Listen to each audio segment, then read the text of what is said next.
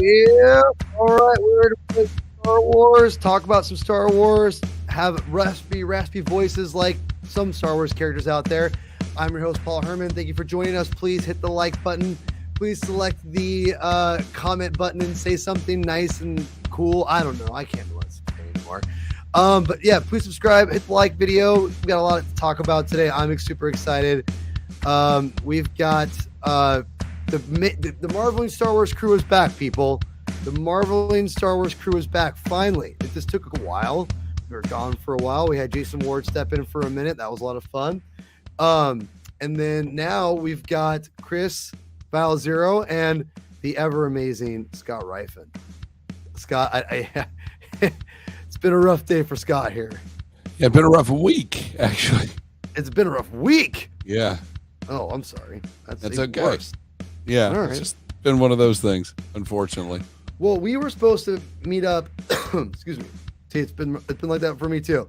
We were supposed to meet up on the day after Thanksgiving, but I just got busy, and I'm like, you know what? We can't have Chris here, so you know what? We're just gonna have to do it again. And I'm glad we did, because there's a lot of interesting things to talk about, I think, with Andor and with Lost Stars manga. But again, thank you for joining us. Please, again, hit the like button, subscribe. Our journey to 1,000 subscribers is there. It's close. We're closing in on it ever slowly, but it's fine. I don't mind, because here's the thing. It's not about instant gratification. It's about the journey, right? So I do appreciate everyone who has liked videos, watches videos. I really appreciate it. It's going to be a really fun year, I think. And, once we hit 1,000, it just helps with getting the algorithm, basically. It's stupid as it sounds. It's the reality. So anyway, which is really weird. I actually match Thane over here, I should say. Or yeah, that's this guy. Yeah, there we go. Which is really weird.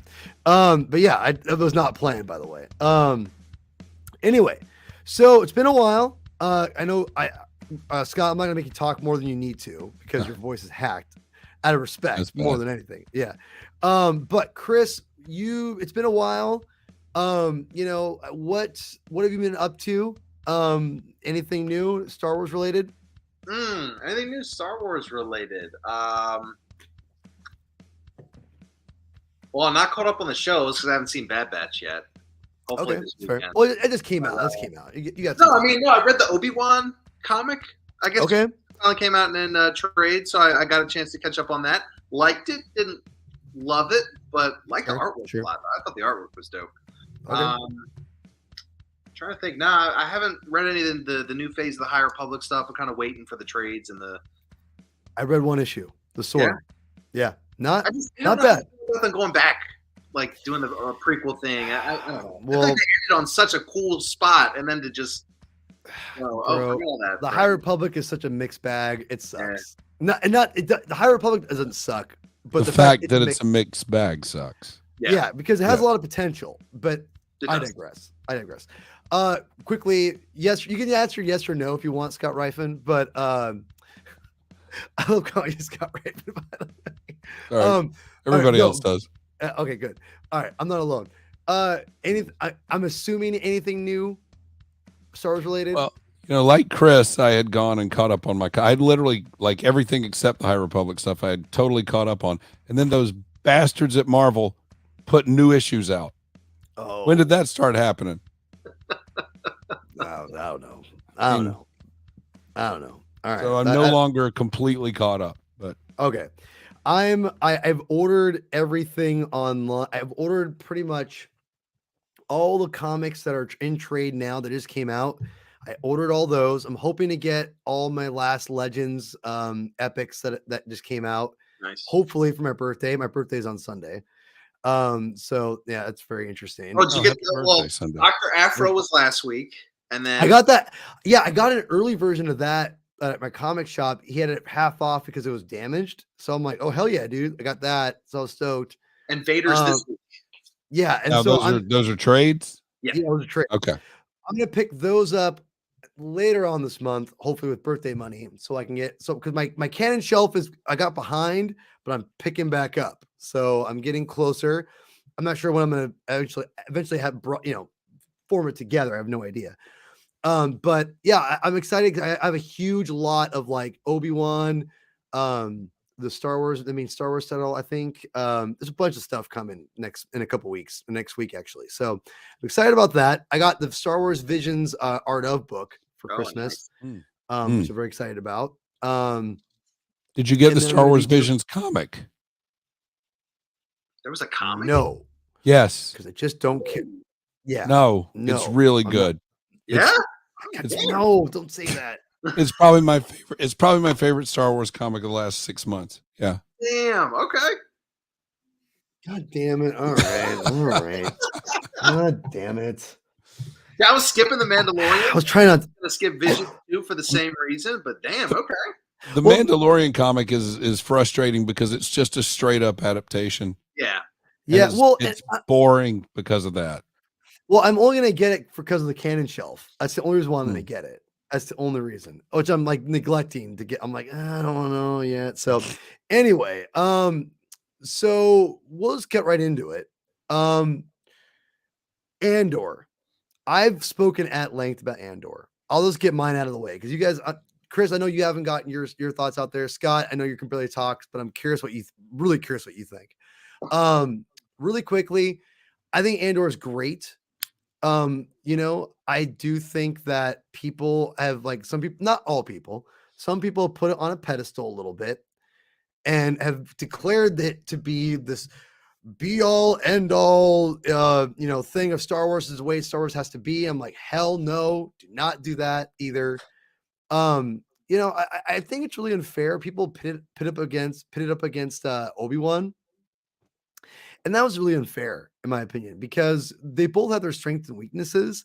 I think they're kind of even Steven, to be honest, but their strengths are so vastly different that I think if you go one way towards Andor, this is the be, I can see where people want to say it's the be all end all, but I feel that people have been almost too generous with Andor, if that makes any sense.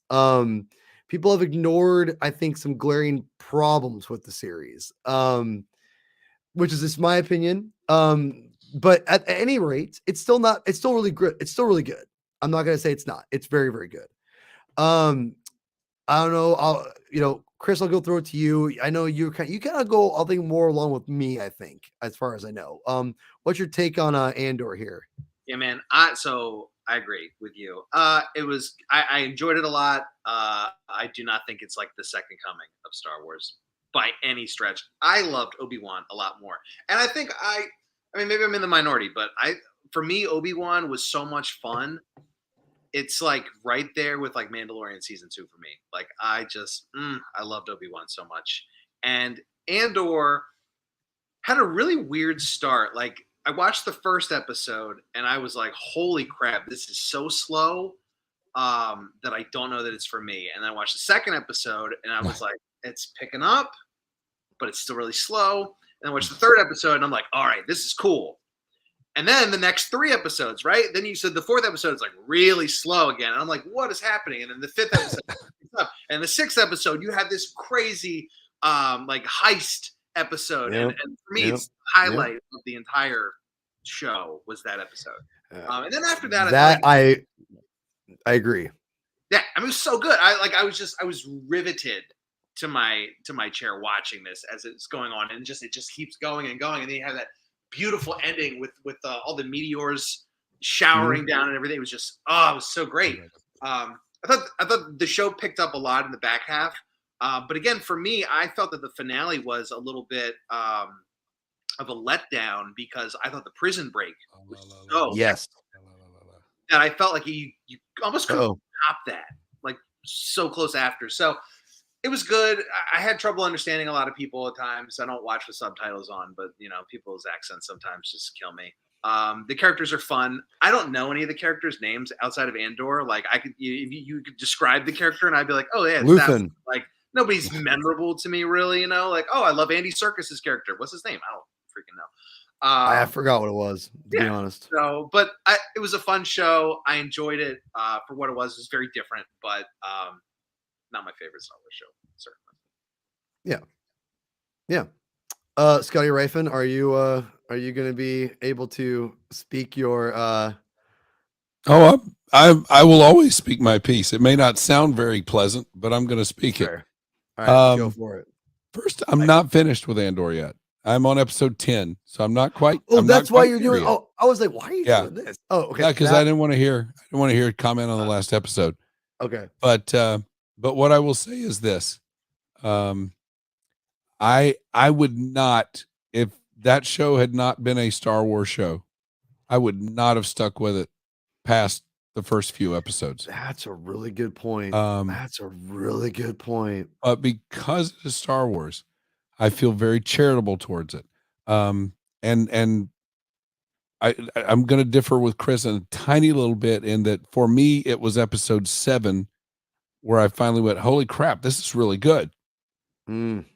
When the episode where he winds up getting put in prison after the heist.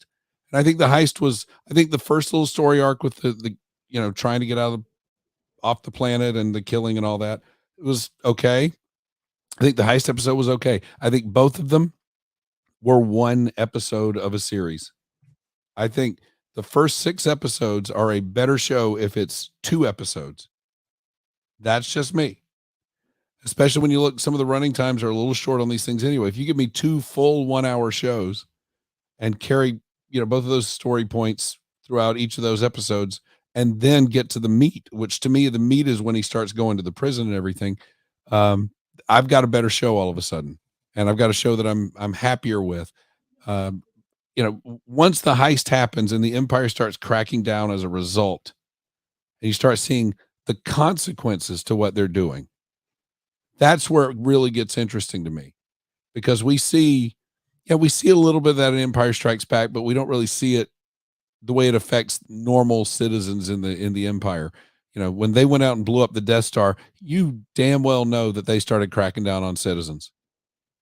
And so that when that heist happens, they start cracking down on civilians. And that to me is really interesting. The most interesting thing to me in the heist was what's the little squirrely guy? Like Chris, I'm having trouble with some of the names. The little squirrely guy that gets crushed. The guy who read the manifesto. Oh, I don't know his Yeah. name. Yeah, I don't know his Yeah. name. Yeah, but yeah, I know. Yeah, I know what you're talking about. Yeah, I like him because he's the first time in canon Star Wars that we really see somebody who is a thought leader for the rebellion. We know they're rebelling against the Empire. But it's always been framed as just, we're good and they're bad. But now for the first time, we see a guy who says, well, here's not just we're good, but here's what we stand for. And he's kind of one of those guys who writes that. He's kind of I saw him as Thomas Paine. Thomas Paine writes this little 46-page pamphlet, Common Sense. And it's his thoughts on the relationship of man to his government and what it should be versus what it is that really lit the fire for revolution in America. And he's one of those guys. I saw that way. And then that kind of idea, what do we stand for as a rebellion, gets explored further with Saw, when Saw starts refusing to team up with other people because they're not exactly philosophically in line with him. Yeah, that's pretty genius. Yeah, and I think that's the interesting stuff. That's where, when they talk about this show being complex, which I'd heard, that's to me the real complexities, that there are some moral ambiguities that we don't normally see in Star Wars on the good guys side of things. We saw a little hint of it in Rogue One, but we're really seeing a lot of it here. That's really interesting to me.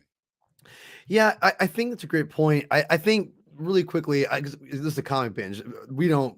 I think Star Wars is the only place we don't go. We can go to other places for a little bit. Most of the time it's, unless we're doing a movie review, but whatever. I digress. It's in the title of the episode. Exactly. Exactly. The thing is, I think you're right. Everyone touts it as being complex, but the problem is Andor is the least complex of all of them. And that's not a bad thing, Yeah. but it is the reality of the show.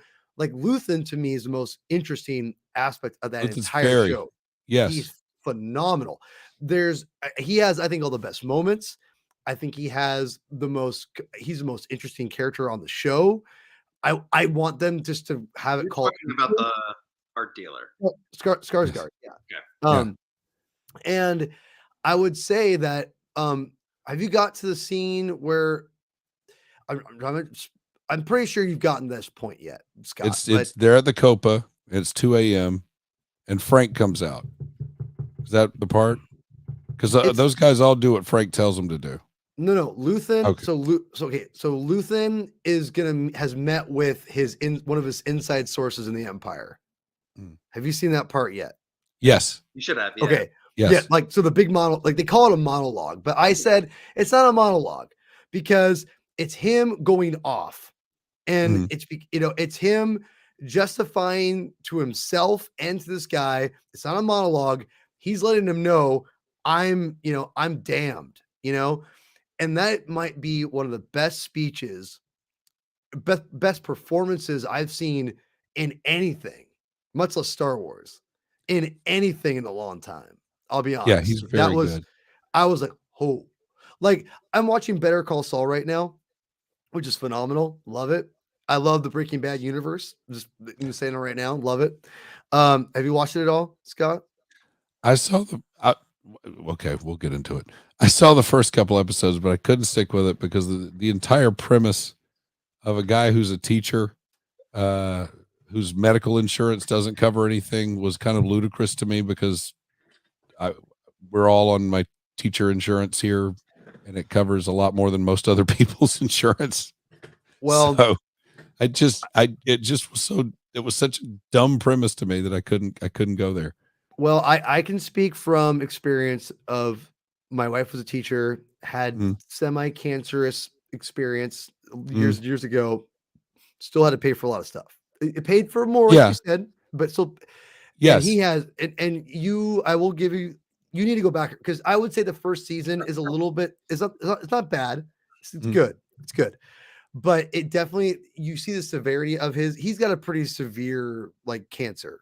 So it's not just like, oh, hey, I got, there's a lot more to it than that. But that's kind of like more, it's not just, oh, I can't pay my bills and I need to do this. That's almost more like an excuse. Yeah, exactly. It's you have to look at it like that. So go back, watch Breaking Bad because it's amazing.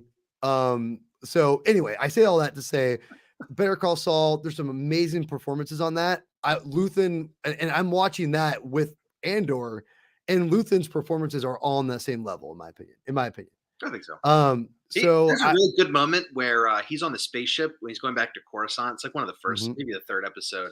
And there's a brief scene where he's dressed in his costume as this art dealer, and he's like practicing kind of the hand gestures. So and it's just getting in character. Glimpse. Yeah, getting into character. Just so good. No words in the scene. You just see him doing it, and you know, like, okay, this is his skin that he's wearing.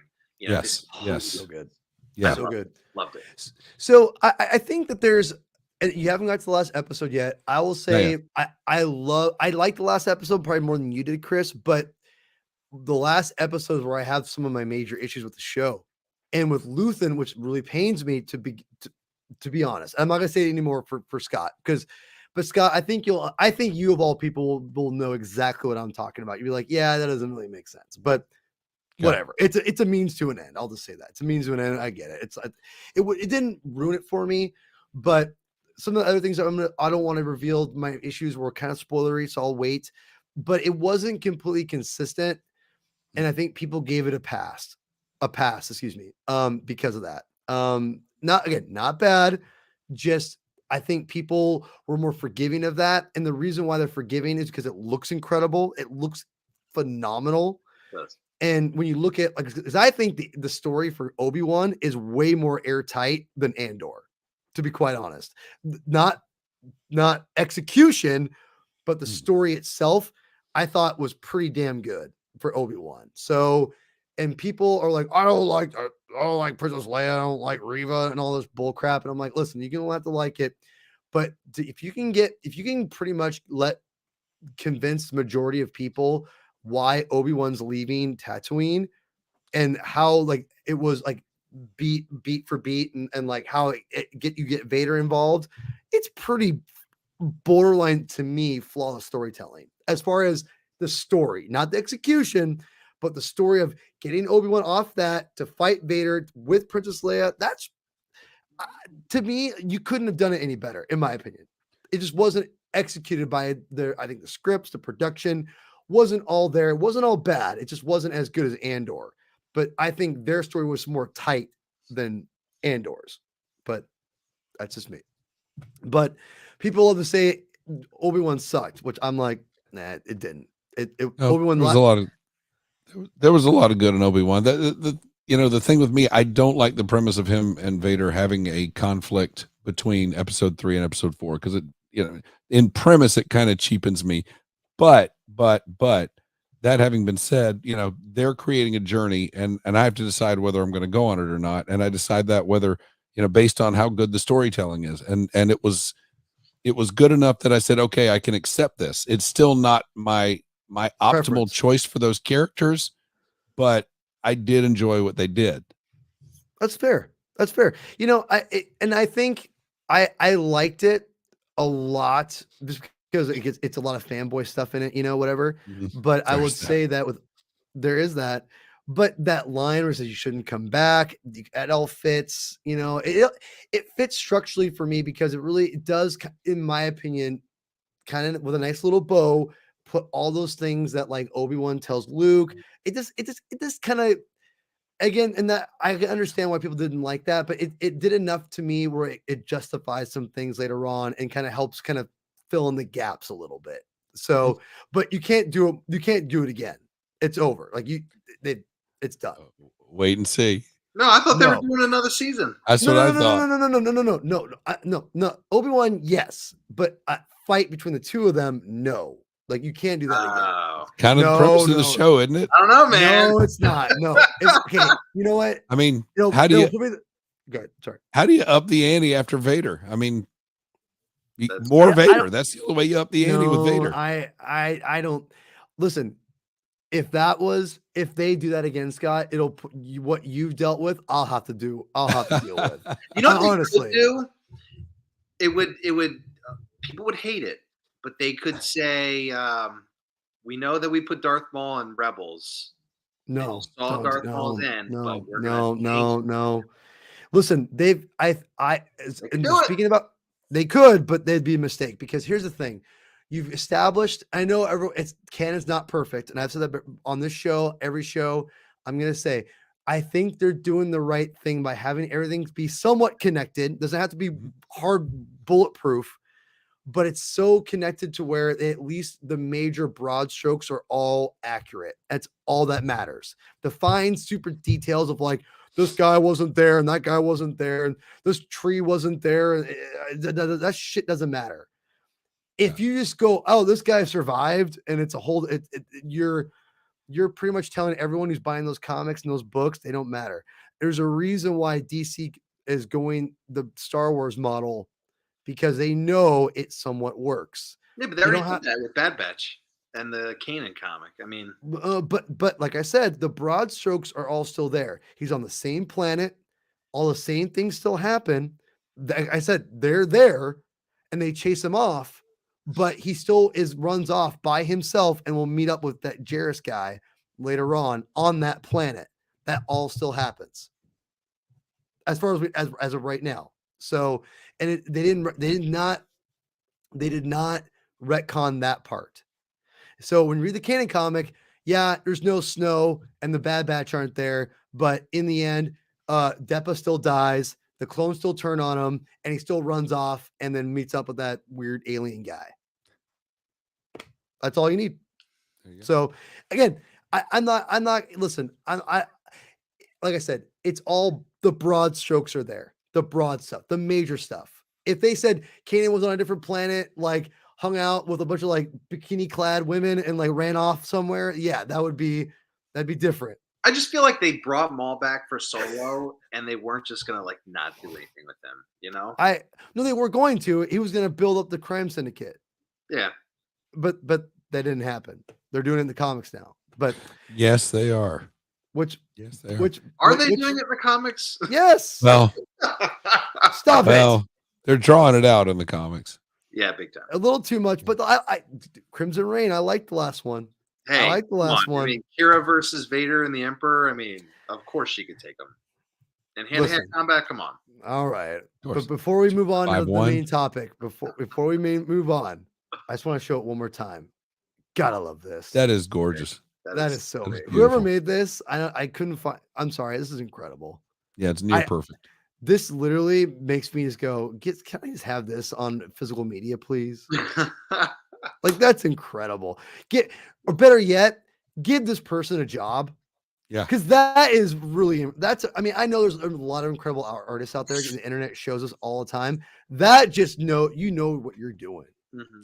That looks better than the Heart of the Jedi cover, which I thought was done pretty well. That has me looking at my bookshelf like, do I have that book? Yeah. No, I know, right? Right?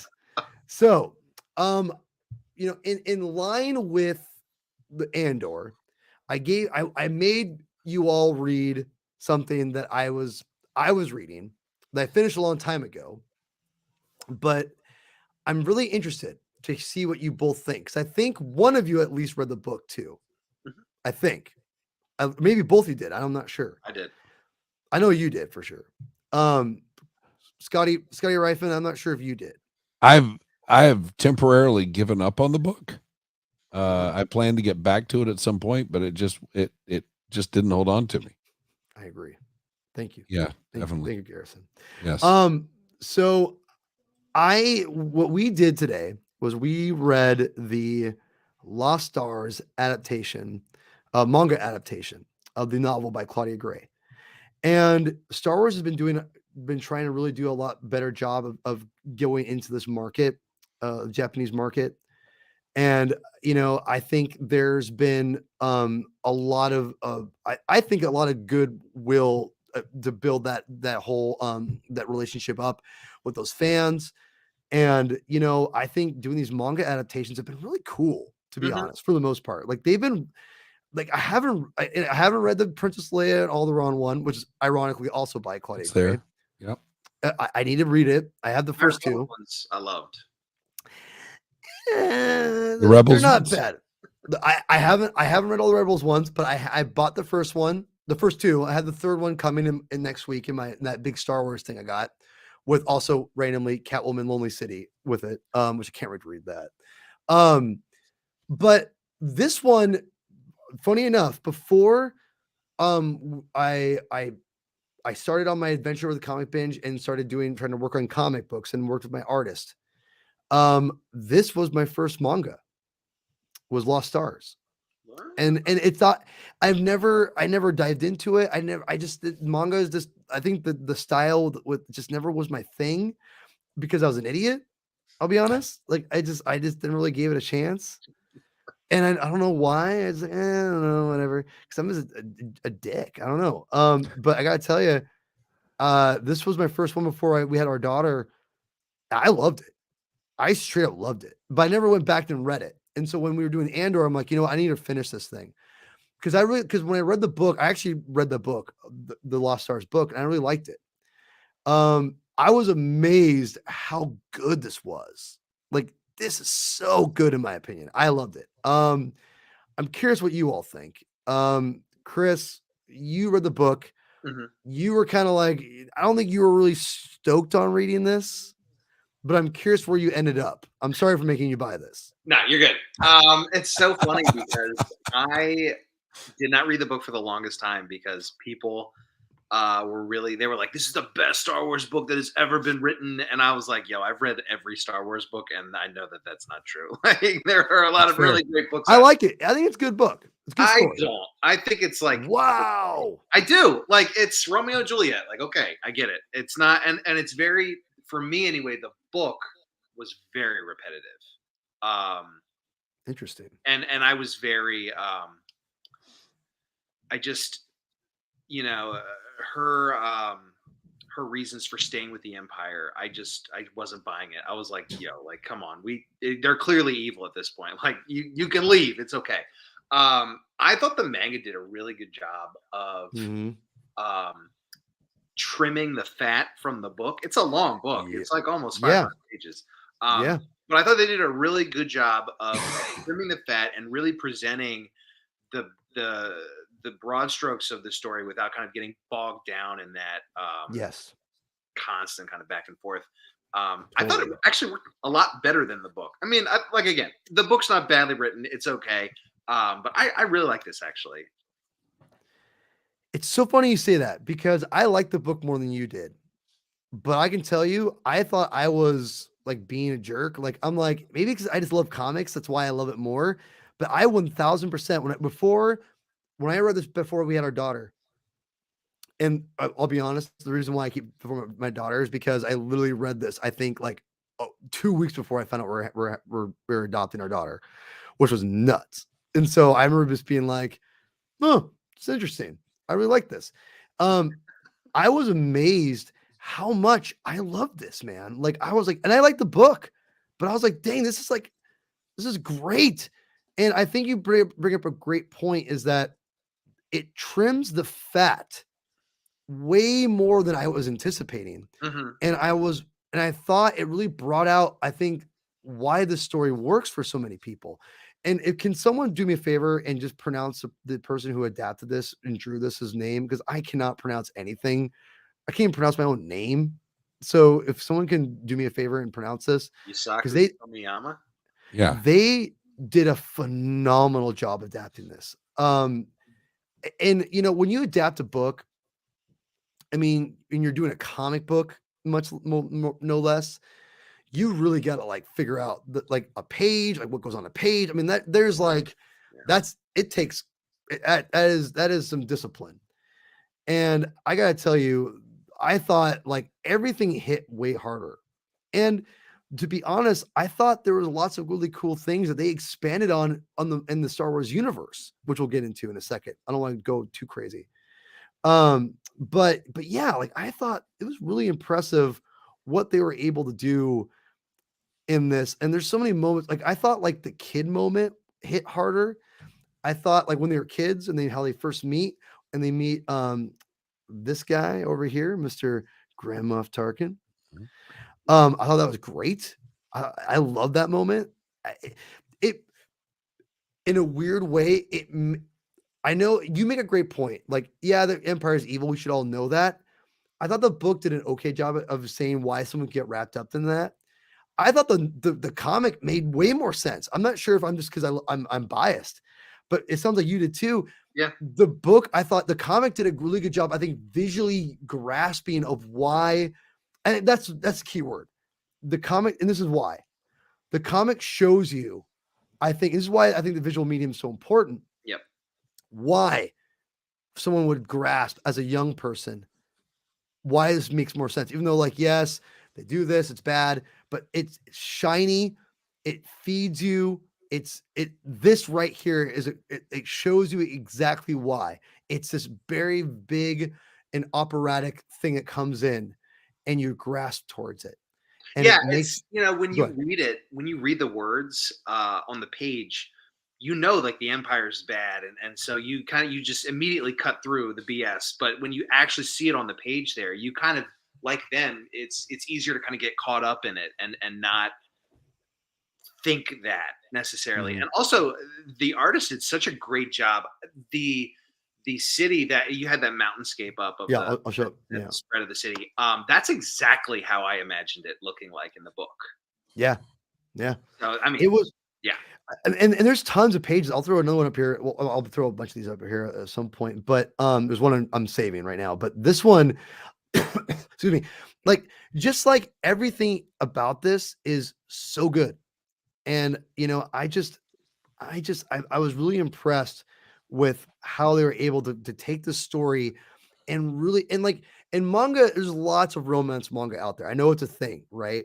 But I see why, like, I'll be honest, this story makes me realize why people are gravitate towards manga. There's just something the way they draw the characters and just there's those moments.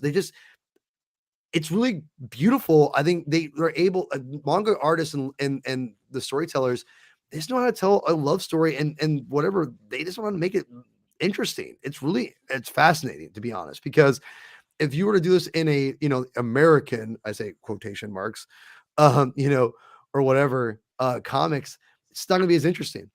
And they just know how to do it way better. I'll be honest, manga, I have not read as much as I want to. Manga impresses me because they do so much in 3 panels than like more than so many more artists in America do. It's crazy. Like they're a phenomenal storytellers. I wish that they could teach the people over in the States how to do a story and tell a story by laying out pages because it's incredible. Scott, I've talked a lot. I'm dying to know what you think about this, man. Oh no. Well, let me open by saying, um, I think the way they adapted the story, it works better as a manga than it does as a book. To me, I think, yeah, we all agree on Um, that. That's crazy. one of the things that frustrated me with the book was you kind of, when Chris referred to it as Romeo and Juliet, one of the things about Romeo and Juliet is the story. And Yeah. so you don't need to be built up to it from square one, and there's no big reveal by the time you get to and the book just starts off at square one and just kind of takes you down the path. Mhm. And I think that's part of the problem with the book is, we know we're going there. Let's pick this up a little bit. And the book doesn't do that. No, the manga doesn't do that. It opens up kind of, all right, we've already had our situation. This is, it gives you that tease of she wants to kill him. Now let's talk about why. And to me, it's a much better way to open up this story. It's a much better way to tell the story. That's a good point. Um, That's a really, really good point, man. I didn't think about that because I forgot they don't do it typically like the book. The book is more linear. It's like Mhm. as it goes, right? Yes, But yes.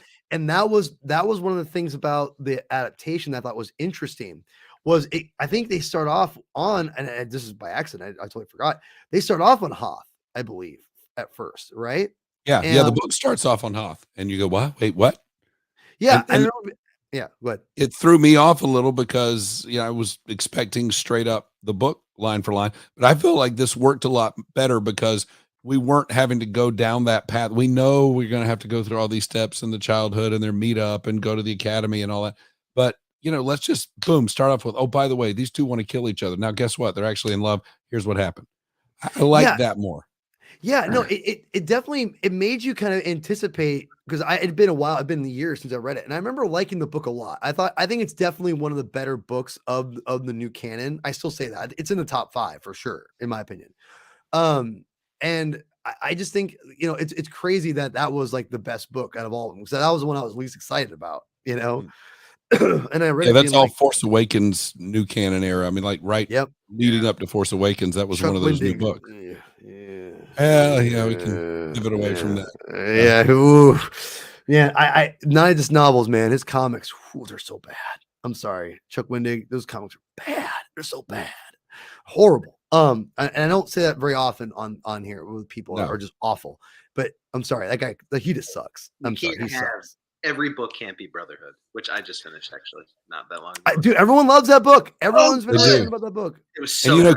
I got it the other day because it was on Kindle for like $3. Don't you It's buy them all so physically? good. It's maybe my I favorite used Star to. Wars in the new canon, actually. But, Yeah, after Chuck Wendig said basically that half the population of the country should be thrown into a wood chipper, um, I stopped buying the physical books that's by fair. and large. And so what I do is if I see one that's a really good deal physically, I'll buy it. But otherwise, no. I That's and fair. and I mean you see what's around me. Listen, I've got I don't plenty. doubt, sir. I don't doubt your commitment to Star Wars.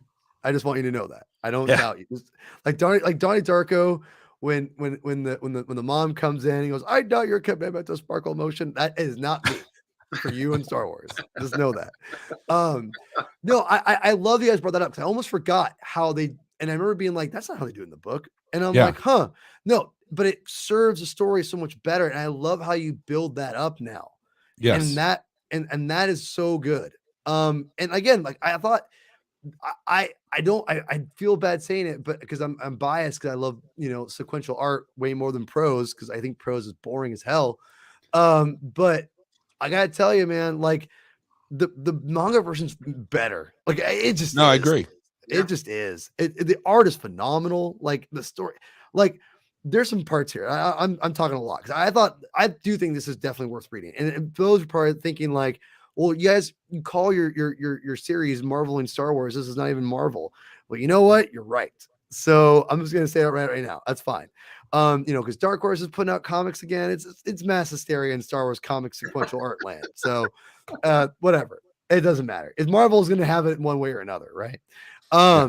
So anyway, with Lost Stars though, I just was really impressed of how it was very dramatic and all those points really hit and they really emphasize these moments we know that are coming and they're still interesting. Like, and I don't know if you guys when they go back and retell things, you're like, okay, I see this before. Were you guys like me being like, this is cool? Like, this is like a different kind of like that different viewpoint that the book does. And that's one of the more interesting aspects of it.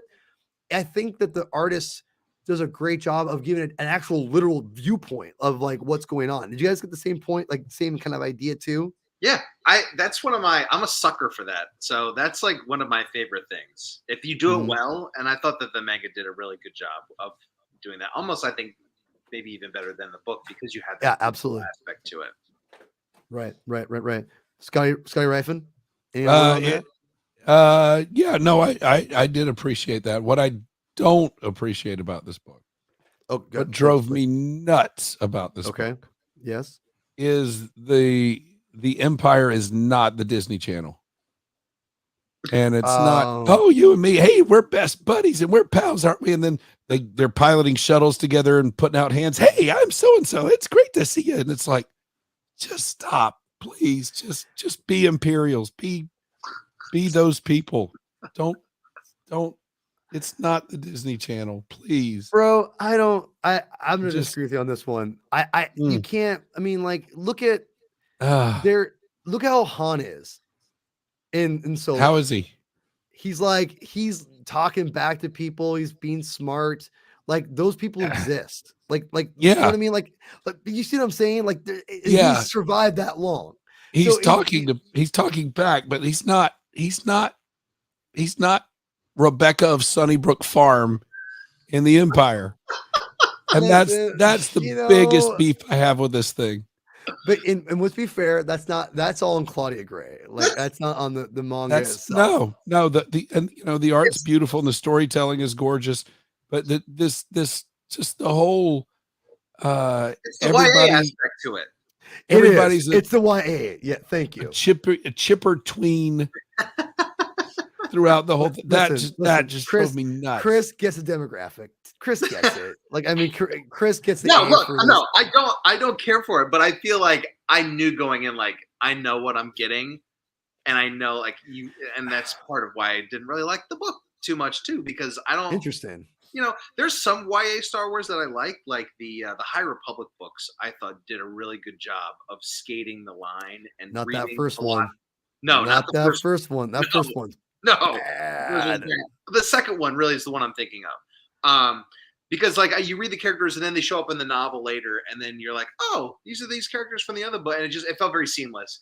But some of the ones like the Princess Leia one, Lost Stars, they feel more like they're the Princess Leia ones.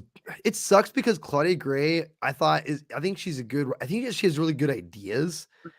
Her execution has been. I think the Lost Stars book is still good. I loved it when I read it. Didn't she do the Bloodlines book? Yeah, but I didn't love Bloodlines like everyone else did. It's not bad. It's not bad, but then after that, she's been not hitting it for me. Which is sad because I would love to see what she does on a comic, to be honest. Did she do the Qui-Gon book? Yes. I loved that book. Really? I didn't like that book. Well, we'll see. I liked her short story in the Views, whatever it is, the for a certain point of view. But I didn't like the Qui-Gon Obi-Wan book. I thought it was, well, I'll take it back. That one wasn't bad. It just wasn't my favorite. I expected more. She's a good writer. So I just didn't.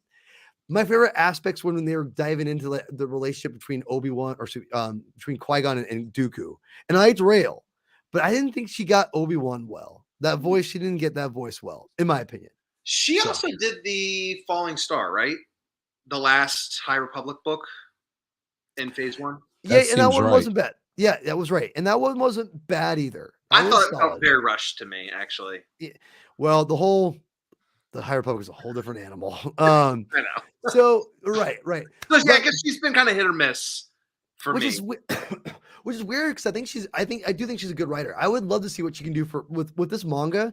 I would be very curious if you put a really good like visual storyteller with her. Mhm. I bet she would kill a comic, man, like in a good way. Like I'm curious.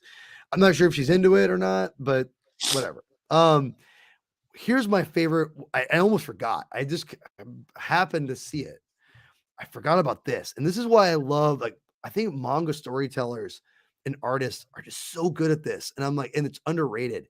I'm like, oh yeah, okay, cool. Oh yeah, I forgot about this. Ooh, yeah, dude. Line work is amazing. Line work is amazing. That is just, oh my god. I mean, guys, that's a heartbreaking shot too. This is incredible. And I don't know if we've gotten, and Scotty, you would know this better than me, man. I don't have in Legends, have we gotten that visual from that point of view? I don't know that we've ever gotten a visual of Alderaan as it's being taken out. And it really is heartbreaking, and it is a little Rogue One-y, which is good. It's consistent. No, yeah, that's good. It's really, I mean, you see, she's putting clothes out on the line. She's doing her everyday tasks. She's just going about life. Little kid is about to go. It's a heartbreaking shot. And and the thing about this comic in general is all of these story beats get pulled out and made a lot more interesting, because I think the story beats of this thing are interesting. Where I fall down with it is the Disneyness of the Empire. But see, that's the thing that stuck in my craw for a long time. If you remember, in the years before Disney bought Lucasfilm, here comes the elder statesman. There was a lot being done with the Vader character that I could not stand. They were having him do the hyperspace hoopla where he was doing breakdancing and the Christmas parade on TV, and they had the one year where they had all these little sketches where Vader was getting, he couldn't ride rides because of, he wasn't high enough, tall enough, or whatever, too tall, or just stupid stuff like that the whole time. So when Disney bought Star Wars, when Disney bought Lucasfilm, and everybody kept coming to me going, "Isn't it neat? Leia's the latest Disney princess." And I said, "No, Vader's the latest Disney princess," because of the way they've been treating him. I can't stand it when they make the Empire not menacing. And so, I mean, that's my one beef with this book, is the Empire is just not menacing to me, except when it wants to be. And then all of a sudden it gets back to cutesy. And I don't like that tonal shift with the Empire. But I'll say this. Okay. Disney has handled Vader better than Lucasfilm was handling Vader towards the end. Absolutely. Yeah. But I think because I think that, when you think about this too, Lucas would not let them mess with Vader too much, all the way even until the sequel, or excuse me, the prequel trilogy was over. And at that point, you're kind of like, you're almost trying to make up for, well, yeah. And also the people who are trying to make up for lost time, it's like, well, they've already got these other Vader stories. You know what I mean? Like, you've already kind of done it. Whereas, I mean, Vader right now, all the comics have been phenomenal. Basically. I mean, you talking about the Vader, all the Vader comics?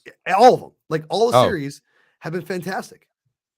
Don't. I think the main title's been good. I think the Vader title's been good. Aphra has been better than it has been in the past, mostly because she's not really Aphra very much. But the Bounty Hunters to me has been a train wreck. Whoa. And I don't understand why it's just not a good I said book Vader right comics. I said, but to my defense, I agree with Scott. Dude, Bounty Hunters is good, man. Watch your mouths. I'll make you guys read it next time, you buttholes. Don't even try to. I'm reading it anyway. They are dragging out this whole like daughter of the two crime families for like 30 issues. Yes. But it's got 4 lemon zuckets. Come on. Yes, it does. That is true. But Listen. I understand. I've actually really enjoyed it more than I thought I was going to. But you know what? Vader Target, which he was the same writer. I think it's the same writer. Ethan Sachs, Yeah, I think it's Ethan Sachs who wrote Vader Target. That is fantastic. which I like. No, I like that one. No, and he also wrote one of the. He's not right. Is he writing Hidden Empire? He's writing something. No, he wrote that summary issue. You know, that recap issue they just did of like everything. On the Obi-Wan one too, I think. I don't know. That may be what is the name of that recap issue they just did? I don't know. Well, it's a gigantic book where they basically. Oh, here it is. Star Wars Revelations. That's it. Oh God. Oh yeah. No. Pretty sure he wrote that. Well, listen. Bounty Hunters I've enjoyed. Granted, I've only been doing the trades, so I don't know if it's like how bad it is, but as far as that goes, but it's read well for me enough, you know. And I don't. No, he didn't write that. I'm sorry. He wrote something recently though. Sorry, go ahead. I just wish that when what happens to Valance at the end of the War of the Bounty Hunters, I was expecting to see that payoff in the Bounty Hunters book, and instead they took his whole character and they shoved him in the Darth Vader book and made him so uninteresting. And then all you were left with were all the other side characters in the Bounty Hunter comics. Oh, I don't know that. Yes. See, I was expecting Valance to be in the Bounty Hunter book, but he's not. Interesting.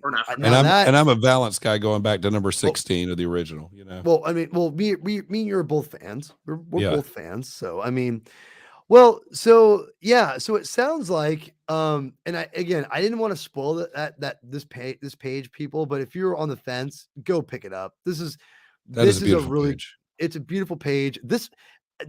Before we wrap up, did you guys remember this when you guys read it? Like I remember being like, whoa. Like, yeah. When I was like, whoa, like that to me solidified how good this adaptation was and why to me sequential art and Star Wars in particular, specifically, and anything superhero related too. Get superheroes out of prose. Get that shit is played out. Sorry, no. Sorry, get that. That's awful. Awful. No, don't even get me started. But I think Star Wars to me will always work better as a visual medium. Like it just is. And it works as prose. It's fine as prose. There's some good stuff in prose, but if you put it on animation, live action, comic book, it's going to be the superior always. It just lends itself. It's not Lord of the Rings. It's not, this thing where you have to describe this really exotic, there's exotic things there, but it's supposed to be fast paced, intense, have that visual. It's just meant to be visual, in my opinion. So, so something we all liked it, something we all enjoyed it and recommend Lost Stars, the manga adaptation, correct? Yeah, as long as we take out the Disney Channel Star Wars stuff, the Empire. That's my beef. It's like maybe like a total of 6 pages. It's like every time. No, it's not. It's also a great intro to manga. Like if you've never read it, is interested in a manga, but you don't want to like jump into Death Note or something crazy. Yeah. You want something good. You want something familiar. It is very of the genre. It is a good example of the genre. But agree in the best ways possible because it definitely does drama very, very well. And like I said, I think American artists need to look at this and go, this I wouldn't say it's the same medium, it's the same thing. Yeah. But look at these people working on across the water and go, where can we learn and be better? Because homie, like your guys' stuff, your drama ain't working as good as theirs. And there's a reason why the romance manga section is huge. It's because they know how to draw, how to make you care about people visually. And you don't, with the exception of Lizzie McEmpire, that's true. Got it. Why do this to me? Why? So, I don't know what we'll do on our next episode. We'll talk about it after we're done, obviously. Okay. But either way, I can't wait. I miss this, guys. The big thing that I think you said a bunch, but I want to say it one more time. It's a better manga than it is a book. It just is 1,000%. I think we all can agree with that. And I like the book. I think if you're a prose person, I don't know why you're watching this then, because I hate you. I'm just kidding. I'm just kidding. Great. my wife, I'll tell you a quick story because no one watches to the end of this, which is fine. I don't care. But if you do, you guys are gonna get kick out of this. I've said something to my wife like last year. I said, pros. And she looked at me and goes, that was the most unsexiest thing you've ever said.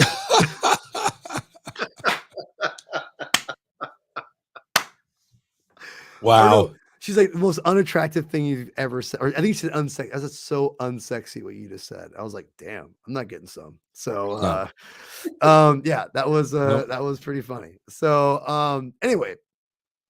Yeah, again, one person watches at the end. So if you did, you got a good little zinger there.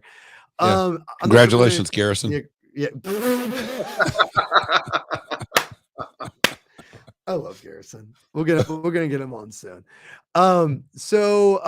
Pimp your stuff, my friends. Chris, why don't you go first? At Valzero on Twitter is where you can find this guy. Yes, it's been good. I'm glad you got you on. I'm glad your wife let you on. And by the way, I love the background. That's fantastic. Oh, thanks. Yeah, I changed up my furniture situation in the basement. No, you sound good. The only thing I'm going to say, you just need to get a microphone. That's all you need to do. I know. I feel like I'm the only guy that doesn't have some. You sound fine. You sound good. You sound good. But you need to take it to the next level because your background looks great. You got it's next level. Let's get a mic. But you're only seeing my Blu-rays. You don't even see the comic books beneath them. So I thought those were books. I thought those were books. No, the top two are all movies, and then everything below it is all my comics. I still like it. It's a good view. It's a good view regardless. So just know I appreciate it, and it looks good. Again, appreciate you coming on, sir. We'll get you in a second. And Mr. Scotty Rifen. Yes. As always. I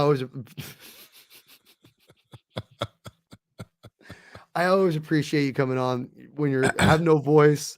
Because I know if you did not want to do this, I know you would not do it. Like I know that about you. I know that about you. You'd be like, I'm busy. Even if there are times when I do want to do it and I just know that I can't or shouldn't. And today is a day I probably shouldn't, but it's been so long. I want to do this. I didn't want this put off again. So I know. And that honestly means I'm just gonna say it. I don't care. I get in trouble. It fucking means so much to me, man. Like it, honestly, it does. It makes me weepy. And those who know me well know when I say that stuff, it makes like that just means a lot to me. And like seriously appreciate both you guys coming on. I have fun. I mean, it's just a blast doing the show. Hopefully more people will watch it. The binge is growing ever so slowly, but this show has been a blast. I put the show against any show out there because it's a lot of fun. So, and it's talking about comics. I mean, come on. I mean, it's great. So, anyway, yeah, follow the binge. You guys all see it there. Twitter, Insta, subscribe, like, comment, so we get in that stupid algorithm. And because I just want to promote. What's that? Hang on. Just keep doing your thing. All right. Yeah, promote all that stuff. I really appreciate it.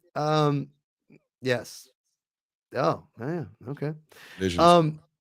Okay. That does look good. Is it so? Does it retell the story from the anime, or is it a different story with him? It's a different story with him. Isn't it the adaptation of the prose book that came out? Is it just an adaptation? It might of the prose book. Well, I don't know. I've got that. I haven't read it yet. The prose book's a sequel. It's very weird. It wasn't bad, but it's a very weird book. I'm not wasting my time with it's a really good looking book too, and it's got a feel. It's got a little Lone Wolf and Cub feel to it. Nice. It's got it's right. It's good. Excellent. Well, everyone, we'll figure out what the next episode for Marvel and Star Wars will be. Obviously, be some comic books, but we'll figure that out. But until then, read more